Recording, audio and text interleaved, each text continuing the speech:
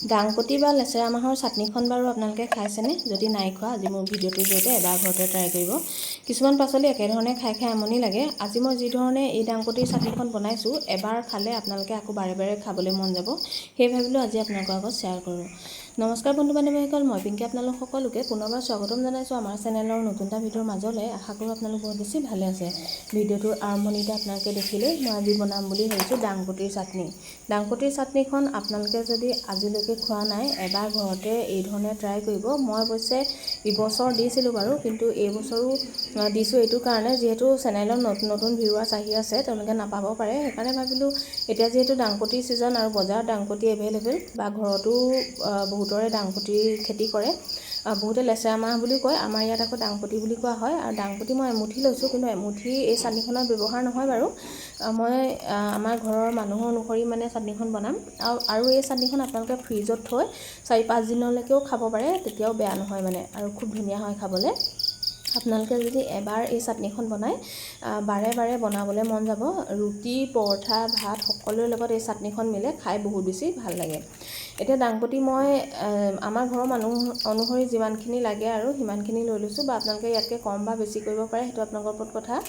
মই ডাংপতিখিনি এই ধৰণে কুটি লৈছোঁ, তেতিয়া পিচিবৰ কাৰণে সুবিধা হ'ব। আৰু সেইকাৰণে মই এই ধৰণে কৰিছোঁ, বা আপোনালোকে দীঘল দীঘলকৈও কৰিব পাৰে। কি ধৰণে কৰিব লাগে আপোনালোকক ভিডিঅ'টোৰ জৰিয়তে দেখামেই। এইফালে মই এয়া কুটি ল'লোঁ, ভাজি যেনেকৈ বনাওঁ তেনেকৈ কুটি ল'লোঁ। তাৰপিছত এতিয়া মই কেৰাহী পাতি লৈছোঁ, ইয়াতে মই পানী দি দিছোঁ। মই আজি ডাংপতিখিনি অকণমান বইল কৰিম, কিন্তু ইবছৰ মই ডাংপতিখিনি ভাপত দিয়া দেখাইছিলোঁ। এইবাৰ আপোনালোকে বইল কৰি ল'ব বা ভাপত দিলেও একো নাই, কোনো কথা নাই, তেতিয়াও ভাল হয়। মাত্ৰ ডাংপতিখিনি বহুত বেছি সময় সিজাব নালাগে, একদম ডাংপতিয়ে পানী খোৱাকৈ ভেৰভেৰীয়াকৈ সিজাব নালাগে। অলপ অলপ ডাংপতিৰ যাতে কেঁচা গুণটো নাইকিয়া হয়, তেনেকুৱা এটা পৰ্যায়তহে মানে সিজাব লাগে। সেইটো হয়তো আপোনালোকে জানিছে। মই এতিয়া ডাংপতিখিনি এয়া অলপমান সিজাই ল'লোঁ, মানে 5 মিনিটমান সময় ৰাখিলোঁ। আৰু তাৰপিছত এতিয়া মই এটা ফুটা থকা খৰাহীত মই কাঢ়ি লৈছোঁ, যাতে পানীখিনি খুব ধুনীয়াকৈ নিগৰি যায় আৰু সহজতে ঠাণ্ডা হৈ যায়। এতিয়া যিহেতু ডাংপতিৰ ছিজন, আৰু ডাংপতিৰ ছিজনত ডাংপতি আমি প্ৰায়ে ঘৰত ভাজি হিচাপে বা যেনেকুৱা ধৰণে আমি খাবলৈ মন যায় খাই থাকোঁ, নহয়নে? কিন্তু কেতিয়াবা একেধৰণে এই পাচলিবিধ খাই আমনিও লাগে। সেইকাৰণে ভাবিলোঁ আজি চাটনি বনাওঁ, আৰু ডাংপতিৰ ছিজনত মই এই চাটনিখন বনাওঁৱেই, খাই খুবেই বেছি ভাল লাগে। এই ডাংপতি চাটনিখনত চীনাবাদাম ব্যৱহাৰ হ'ব, সেইকাৰণে মই সৰু বাতিটোৰ এবাতি মই বাদাম ইয়াত ব্যৱহাৰ কৰিছোঁ। আৰু বাদামখিনি মানে এখন কেৰাহীত ভাজি লৈছোঁ। ইয়াত কোনো তেল ব্যৱহাৰ কৰা নাই। শুকান কেৰাহীখনত বাদামকেইটা যাতে খুব ধুনীয়াকৈ মচমচীয়াকৈ ভাজ খায়, সিমান পৰ্যায়লৈকে মই ভাজি লৈছোঁ। আৰু বাদামখিনি ভাজি হৈ যোৱাৰ পিছত এতিয়া মই আকৌ বাতিটোলৈকে কাঢ়ি লৈছোঁ। বা আপোনালোকে যদিহে বাদাম নিদোঁ বুলি ভাবে, ইয়াতে আপোনালোকে কেঁচা বুটো দিব পাৰে। কেঁচা বুটখিনি খালি অকণমান কেৰাহীখনত শুকুৱাই ল'ব, তেতিয়া মানে কি হয় 4-5 দিনলৈকে যে এই চাটনিখন মানে ৰাখে, তেতিয়া বেয়া নহয়। আৰু লগতে যদিহে বোলে লগালগ খাওঁ বুলি ভাবে, তেতিয়া কেঁচা বুটো ব্যৱহাৰ কৰিব পাৰে, তেতিয়াও কোনো কথা নহয়। এতিয়া এয়া মই ডাংপতিখিনি খুব ধুনীয়াকৈ ঠাণ্ডা হৈ গ'ল, আৰু ঠাণ্ডা হৈ যোৱাৰ পিছত এটা মিক্সি জাৰ লৈছোঁ। মিক্সি জাৰত মই এতিয়া ভৰাই লৈছোঁ। ইয়াতে মই আৰু কি ইনগ্ৰিডিয়েণ্ট দিম আপোনালোকে ভিডিঅ'টো চাই গ'লে নিশ্চয় গম পাব। বাদামটো দিমেই, বাদামটোৱে মই ভাজি লৈছিলোঁ আপোনালোকক দেখালোৱে। ইয়াতে মই এতিয়া এফাল পিঁয়াজ ব্যৱহাৰ কৰিছোঁ, বা আপোনালোকে যদি এই চাটনিখনত পিঁয়াজ বা নহৰু ব্যৱহাৰ নকৰোঁ বুলি ভাবে, তেতিয়াহ'লে নকৰিব পাৰে। অকল আদা ব্যৱহাৰ কৰিও এই চাটনিখন বনাব পাৰে, তেতিয়াও ভাল হয় মানে।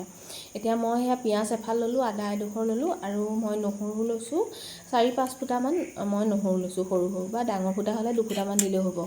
এতিয়া এয়া মই নেমু এফাল লৈছোঁ, নেমু ফালৰ ৰসো দিম। ইয়াতে মই ভোট জলকীয়া আচাৰ বনাই থৈছিলোঁ, যিহেতু মোৰ কেঁচা জলকীয়া ঘৰত নাছিলে, সেইকাৰণে মই ভোট জলকীয়া আচাৰৰে 2 টুকুৰা দি দিছোঁ। আৰু এতিয়া মই নেমু ফাল পিচি লৈছোঁ। যদিহে আপোনালোকে নেমু বা টেঙা ব্যৱহাৰ নকৰোঁ বুলি ভাবে, ইয়াতে টেঙা ব্যৱহাৰ নকৰিলেও কিন্তু এই চাটনিখন খাবলৈ খুব বেছি ভাল লাগে। মই নেমু সেয়া চেপি ল'লোঁ, ৰসটো উলিয়াই নেমু দিলোঁ, তাৰপিছত লগতে জোখমতে নিমখ দিলোঁ। নিমখ দিয়াৰ পিছত এতিয়া মই খুব ধুনীয়াকৈ পিচি আনিম।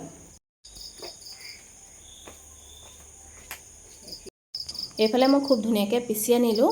যদিহে পিছোঁতে অকণমান অসুবিধা হয়, তেতিয়া ইয়াতে অকণমান পানী ব্যৱহাৰ কৰিব পাৰে, তেতিয়াও কোনো কথা নাই। এতিয়া এয়া খুব ধুনীয়াকৈ মই পিচি আনিলোঁ। পিচি অনাৰ পিছত এটা মই বাতিলৈ এয়া মই উলিয়াই লৈছোঁ। আৰু এই চাটনিখন যেতিয়া আপোনালোকে খাব, তেতিয়া আপোনালোকে নাভাবিব যে এই চাটনিখন ডাংপতিৰ পৰা বনোৱা হয়। খুবেই বেছি টেষ্টি হয় খাবলৈ। সেয়ে আজি আপোনালোকৰ লগত শ্বেয়াৰ কৰিলোঁ। আপোনালোকে এবাৰ ঘৰতে ট্ৰাই কৰি, বা আলহীলৈ আহিলেও এনেকৈ ইউনিক এখন চাটনি আপোনালোকে খুৱাব পাৰে, তেতিয়া তেওঁলোকে খাই বহুত বেছি বেছি ভাল পাব আৰু লগতে ঘৰৰ মানুহো খাই ভাল পাব। এতিয়া মই এখন মানে ঘুটুং হেতা লৈছোঁ, তাতে মই অলপমান মিঠাতেল ব্যৱহাৰ কৰিছোঁ। এই চাটনিখনত অকণমান যদি তৰকা মাৰি দিয়ে, মানে অকণমান যদি তেল মাৰি দিয়ে, তেতিয়াহ'লে চাটনিখন আৰু সোৱাদযুক্ত হয়। সেইকাৰণে মই অকণমান তেল লৈছোঁ। তেলতে মই ইয়াতে এতিয়া মই শুকান জলকীয়া আৰু সৰিয়হ অকণমান ফুটাই ল'ম, বা আপোনালোকে যদিহে ইয়াতে নৰসিংহ পাত দিম বুলি ভাবে তেতিয়াও দিব পাৰে। মোৰ ওচৰত অৱশ্যে এতিয়া নাছিলে, যিহেতু মই ৰাতি বনাইছোঁ এই চাটনিখন, সেইকাৰণে এতিয়া নৰসিংহ পাত আনিবলৈও পাহৰিলোঁ আৰু লগতে এতিয়া আনিবও নোৱাৰোঁ। সেইকাৰণে ইয়াতে এতিয়া মই এটা শুকান জলকীয়া দুফাল কৰি পেলাই দি দিছোঁ, আৰু তেলখিনি গৰম হ'লত এতিয়া মই ক'লা সৰিয়হ কেইটামান ফুটাই লৈছোঁ। এই ধৰণে যদি এই চাটনিখন অকণমান তেল মাৰি দিয়া হয়, চাটনিখন খাবলৈ বহুত বেছি টেষ্টি হয়। সেইকাৰণে মই অকণমান তেল মাৰি দিছোঁ, বা আপোনালোকে তেল নামাৰোঁ বুলি ক'লেও কিন্তু এই চাটনিখন বেয়া নহয় খাবলৈ। তেল মাৰি দিলে অকণমান সোৱাদটো ভাল হয়, সেইকাৰণে মই অকণমান তেল মাৰি দিলোঁ। আৰু এতিয়া এইখিনি মই খুব ধুনীয়াকৈ এতিয়া লৰাই ল'ম, কাৰণ তেলখিনি আৰু সৰিয়হখিনি এনেকৈ লগত যদি খুব ধুনীয়াকৈ এই ডাংবডি চাটনিখন মিলাই দিয়া হয়, খাবলৈ বহুত বেছি ভাল হ'ব। সেইকাৰণে মই গোটেইখিনি একেলগতে মই মিলাই লৈছোঁ। আপোনালোকে বাৰু কমেণ্ট কৰি জনাবচোন কোনে কোনে এই চাটনিখন খাইছে। যদিহে নাই খোৱা, এবাৰ ঘৰতে ট্ৰাই কৰিলে নিশ্চয়তো গম পাব কিমান বেছি ভাল হয়, নহয় জানো? বা আপোনালোকে টেঙা নাখাওঁ বুলি ক'লেও কিন্তু এই চাটনিখনত টেঙা নিদিব পাৰে, সেইটো মই কৈ দিছোঁ আপোনালোকক। আৰু এতিয়া মই আপোনালোকক অকণমান খায়ো দেখাম, যিহেতু নিজে বনাইছোঁ নহয় জানো, অকণমান খাই দেখাই দিম বাৰু। অৱশ্যে এই চাটনিখন মই এই ছিজনত বনাওঁৱেই, আৰু কেতিয়াবা আন ছিজন হ'লেও ডাংবডি আনিলে কিন্তু মই এই চাটনিখন বনাই পেলাই খাওঁ। আৰু এতিয়া মই অকণমান আপোনালোকক ওচৰৰ পৰা মই চামুচ এখনে আনি দেখাই দিছোঁ। এয়া দিছিলে খুব ধুনীয়াকৈ মানে পিচ খাইছে, আৰু একেবাৰে পানী নকৰিব, কিন্তু এইটো কনচিষ্টেঞ্চিতে ৰাখিব, তেতিয়াহে চাটনিখন খাবলৈ ভাল হয়। আৰু অকণমান আপোনালোকক খাই দেখালোঁ, খাবলৈ বহুত বেছি টেষ্টি হৈছিলে। আজিৰ ভিডিঅ'টো বাৰু আপোনালোকৰ কেনেকুৱা লাগিলে কমেণ্ট এটা কৰি জনাবলৈ একদমেই নাপাহৰিব। ভিডিঅ'টো সম্পূৰ্ণকৈ চোৱাৰ বাবে আপোনালোক সকলোকে বহুত বেছি ধন্যবাদ জনালোঁ।